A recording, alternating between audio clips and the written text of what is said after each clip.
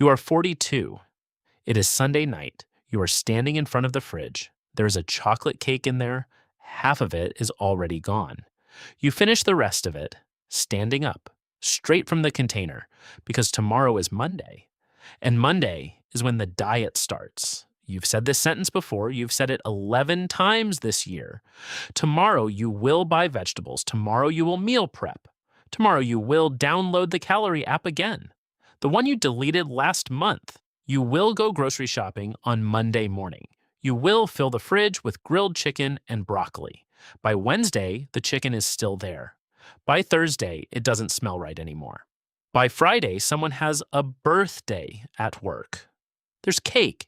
You have one slice, then you have a second slice. Because you already had one, what's the difference now? By Saturday, the diet is over. You haven't said it out loud yet. But you know. And Sunday night, you're standing in front of the fridge again. And the worst part? You're not weak. You don't lack discipline. You're not someone who can't control themselves around food. You just never learned why Monday never works. And there are 8 hacks that explain exactly what's happening, starting tonight.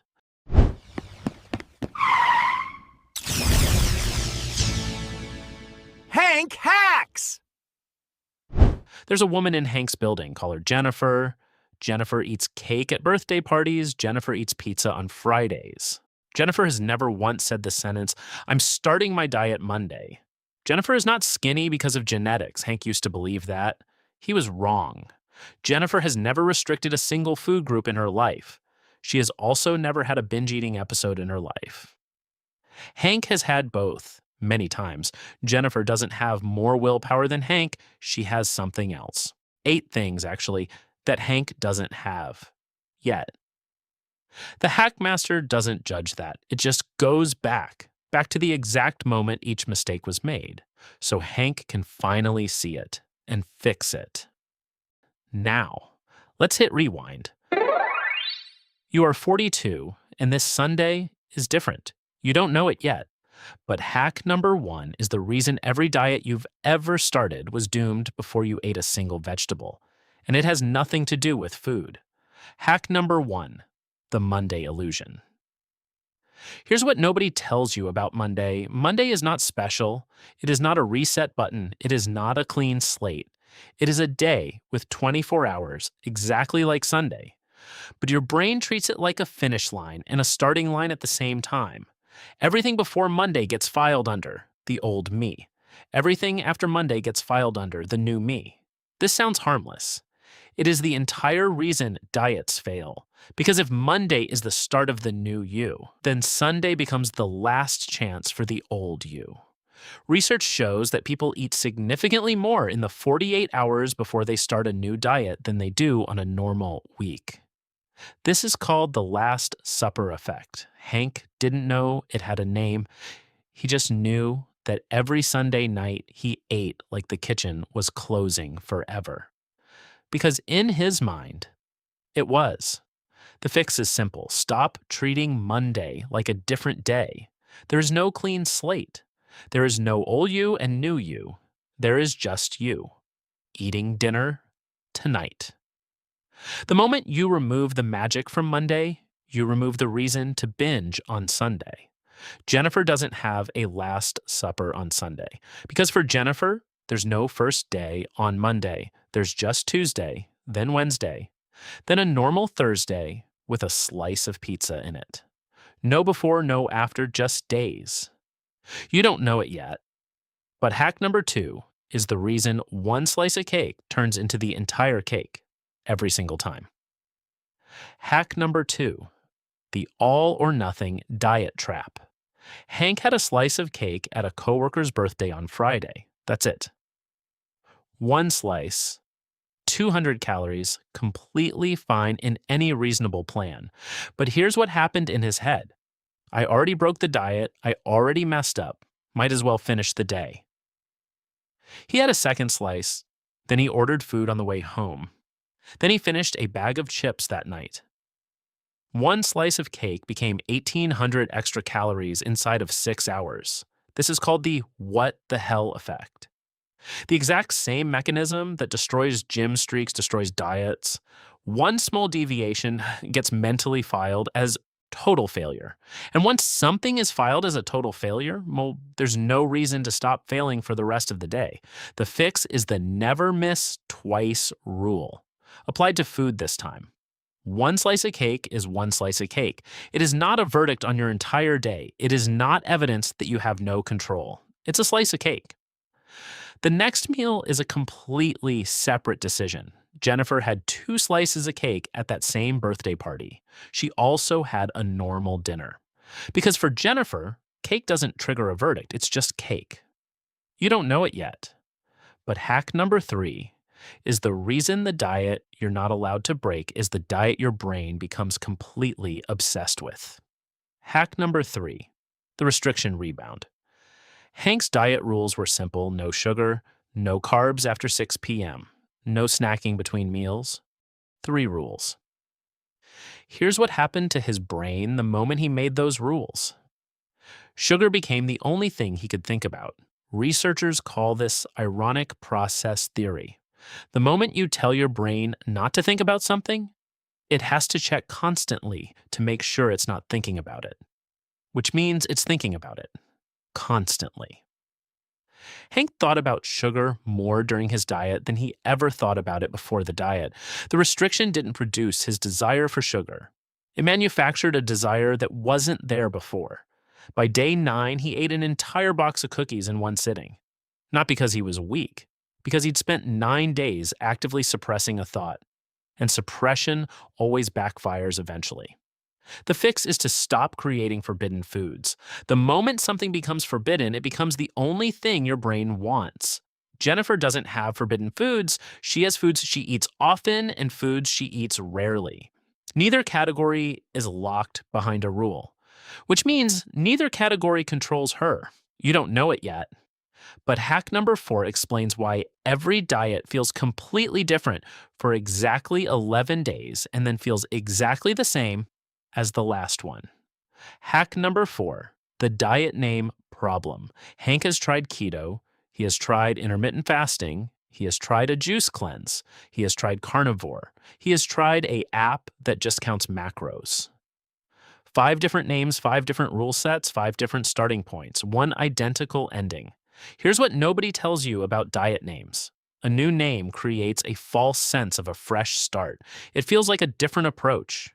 It is the same approach with different vocabulary: restrict, suffer, break, quit, feel guilty. Wait for Monday 5 times.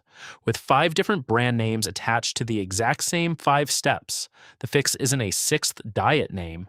The fix is recognizing that the problem was never the specific rules. It was the structure underneath all of them. Restriction followed by rebellion, followed by guilt. That structure doesn't care what you call it.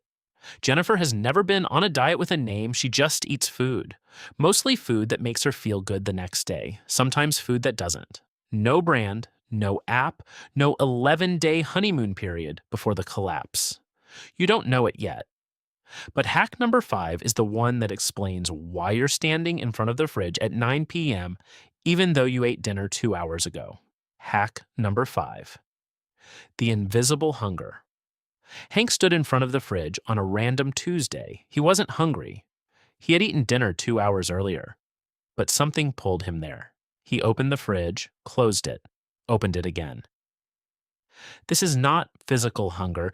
Physical hunger builds slowly and is satisfied by any reasonable food.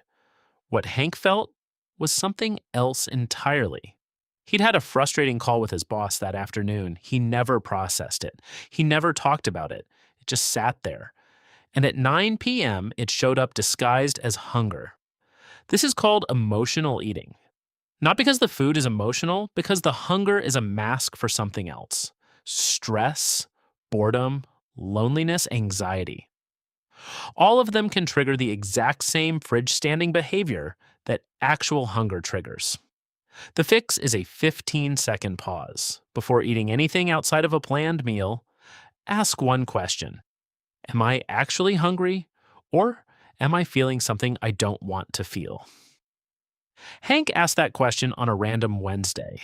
The honest answer was, I'm annoyed about the call with my boss. He didn't eat the food. He called a friend instead. The fridge stayed closed. Jennifer feels stressed too. She just learned a long time ago that stress and hunger feel almost identical in the body, and she stopped automatically treating them the same way. You don't know it yet. But hack number 6 is the one no diet plan ever mentions, because no diet plan can control it. Hack number 6, the social sabotage. Every single diet Hank has ever started has collapsed within 48 hours of a social event, a birthday, a wedding, a work dinner, a friend visiting from out of town. Here's the pattern nobody talks about. Diets are private decisions. Eating is a social behavior. When everyone at the table orders dessert and you don't, you're not just declining cake. You're declining participation in a shared moment. This creates social friction that most diet plans completely ignore. Hank skipped his cousin's birthday dinner entirely 3 weeks into a diet, not because he wanted to, because he didn't trust himself to be there and say no. He missed the dinner. He felt isolated. That weekend, he ate everything in the house. The fix is not avoiding social events. The fix is deciding in advance, specifically what you'll do, instead of deciding in the moment under social pressure. I'll have one slice and stop there, decided before the party, not negotiated during it. Jennifer goes to every birthday, every wedding, every dinner. She just decided a long time ago what enough feels like for her. And she made that decision before she sat down at the table, not during the third slice. You don't know it yet, but hack number 7 is the reason the scale has been quietly sabotaging you the entire time. Hack number 7, the progress blindness. Hank weighed himself every morning. Some mornings the number was down, some mornings, for no reason he could explain, it was up.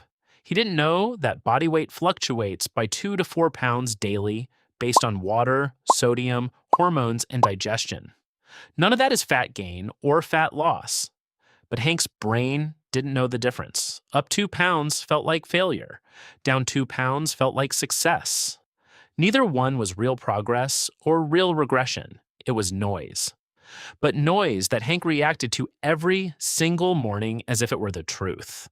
On the days the scale was up, he often gave up entirely for that day. What the hell effect? Again. The scale doesn't measure 90% of what's actually changing in your body. It doesn't measure improved energy, better sleep, looser clothes, more strength in the gym, reduced inflammation. It measures one number that bounces around for reasons that have nothing to do with whether your plan is working. The fix is to stop weighing daily. Weigh weekly, same day, same time. Or better. Stop weighing entirely and track something that can't lie to you day to day. How your clothes fit, how you feel at 3 p.m., whether you're sleeping through the night. Jennifer doesn't own a scale. She has clothes that fit the same way they fit last year. That's her entire metric. You don't know it yet, but hack number 8 is the same one from episode 3 and episode 5. But this time, it changes everything about food. Hack number 8. The identity food shift. Hank used to say, I'm on a diet, like a temporary location you visit and eventually leave. Something with an entry point and an exit point. Something you can fail at. And then simply stop being on. Jennifer doesn't say she's on a diet. She's never said it once because eating reasonably isn't a destination for her. It's just who she is. The moment Hank changed the sentence, I'm someone who eats food that makes me feel good, something shifted. A slice of cake wasn't a violation of a temporary rule anymore. It was one choice inside an ongoing identity, an identity that includes cake sometimes, and vegetables most of the time, and neither one breaks anything. Because there's nothing rigid left to break. People who eat well don't go on diets, they just eat. Hank is someone who eats well now not because he's trying to, because that's who he decided to be. You are 42. It is Sunday night. You are standing in front of the fridge, but this time you know something you didn't know before. There is no Last Supper because there is no Monday reset. There is just tonight and tomorrow. Both completely normal days. You have a slice of cake if you want one. You stop after one slice. Because one slice isn't a verdict, it's just cake. You check in with yourself before reaching for food you don't need.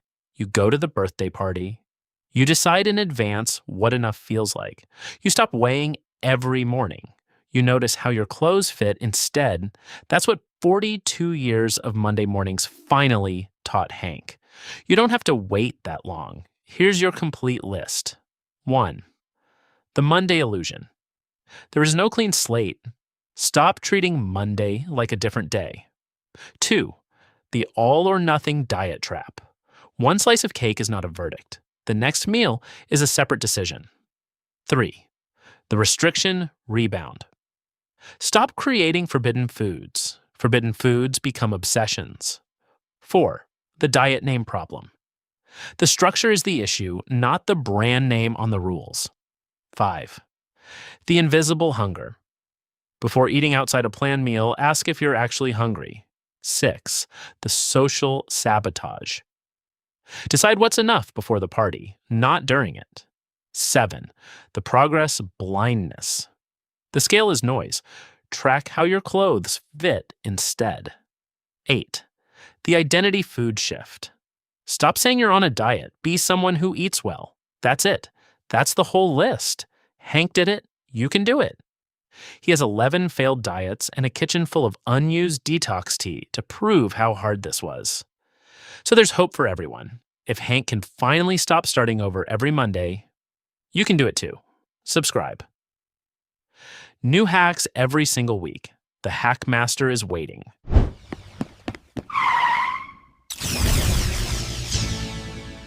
Hank Hacks!